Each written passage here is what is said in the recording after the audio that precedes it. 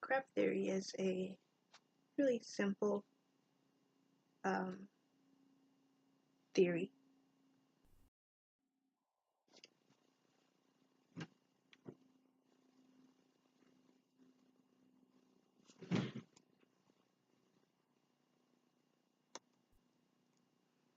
Um, it's something that you see occur again and again um, as a teacher. Um, if problems show up and you push them aside, or if a student comes up and asks you questions and you're like, oh no, that's not um, something I can answer, and push it aside.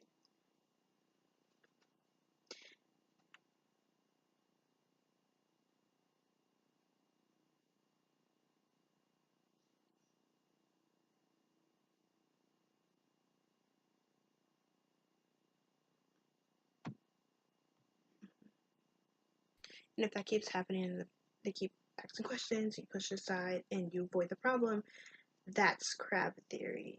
That's um, blocking the goal and not supporting your student.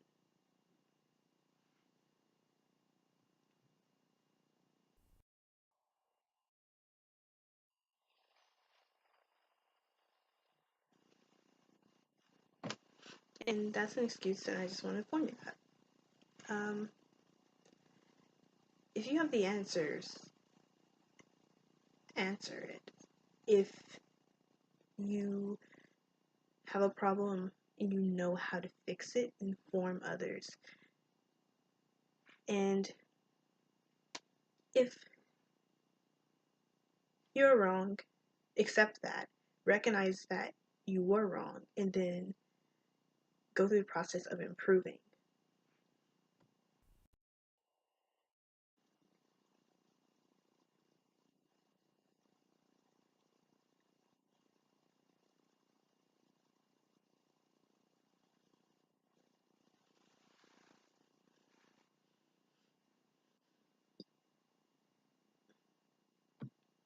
By doing those three things, you can build your confidence in the future.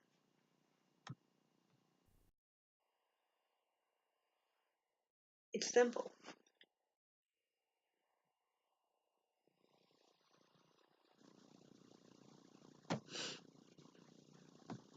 So I have a true story about a woman named Erin Brockovich. She's really famous. Um, she's just a woman, really simple.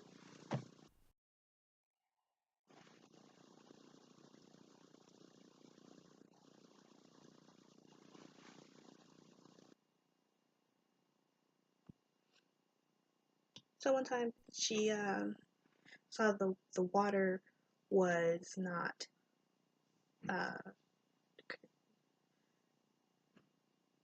usual. It had a funny smell and it didn't look right.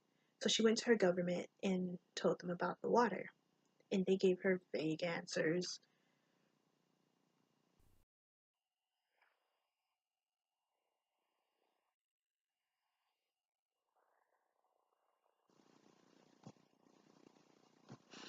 And then they kept avoiding the problem and giving vague answers, and they were like, okay.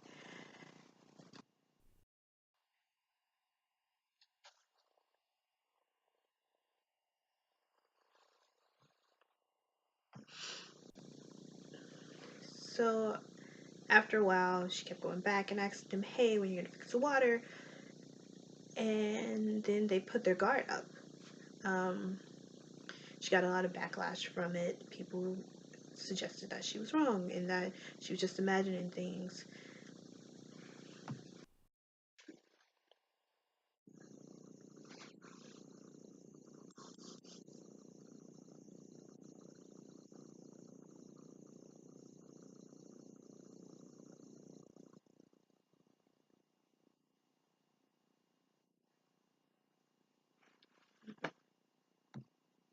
However, she kept pushing and pushing, and then after a while, the water was fixed.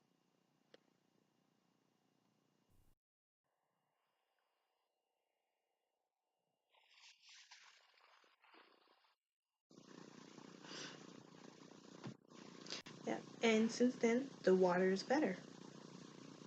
Thank you, Aaron.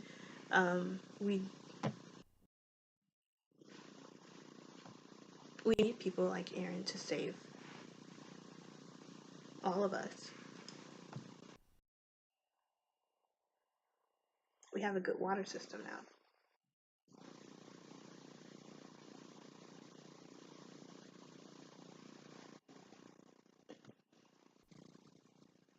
This is exactly what Tamara Gove and Dirty um, was suggesting about regarding deaf culture.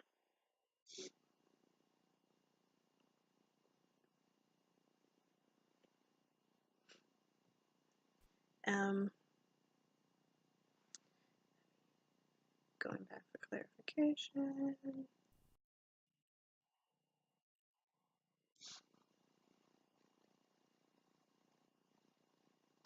And safeguarding our future deaf children.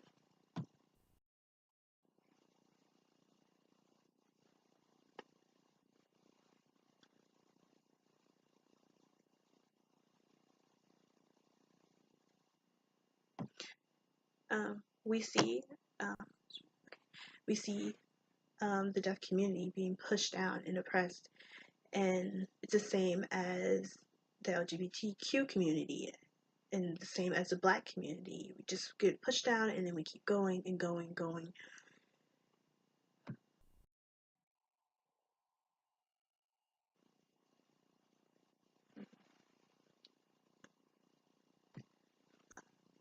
Going back for verification.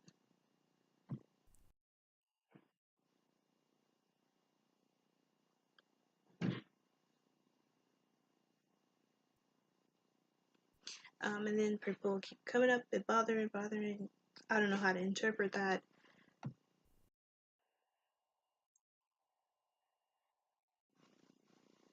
Our deaf community, we stay together in a group and discuss and analyze.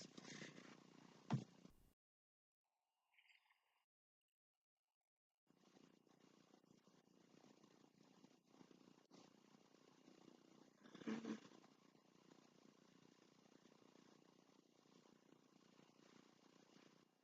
And there's some people who just want money from hearing aids and cochlear implants, and the government wants to just keep taking money from the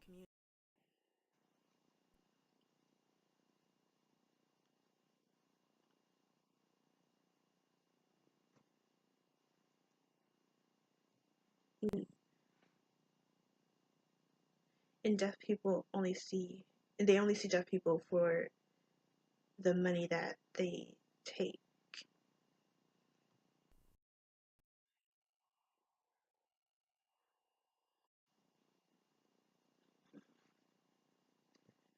But putting that aside, I want to just focus on our people.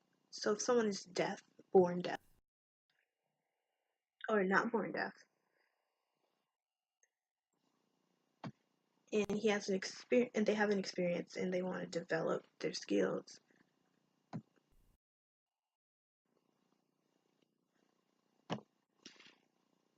we can help their family to build love and support.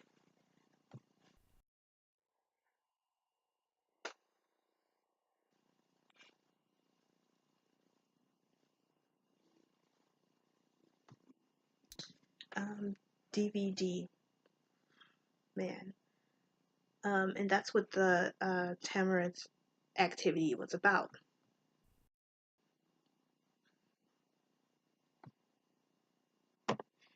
If we keep having these problems occur, and we see this oppression happening again and again, and we just keep looking the other way, um, it's just the vicious cycles that keeps happening in the community that we need to protect.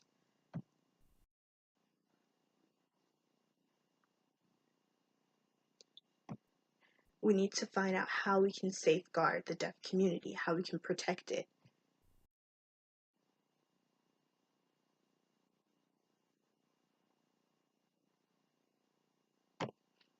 If if we can solve, protect it. If problems keep coming up and reoccurring, we could talk about it and think about ways that we can talk and help and protect our community.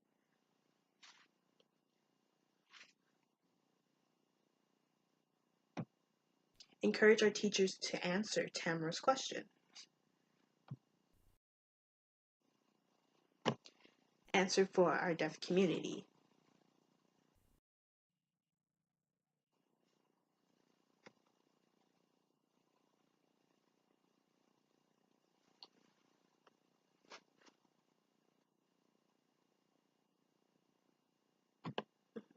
And if things come up, we can take a step back and analyze it and come up with multiple solutions.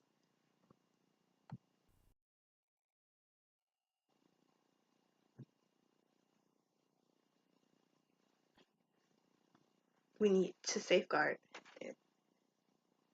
And that's why I'm joining Tamara in this protest.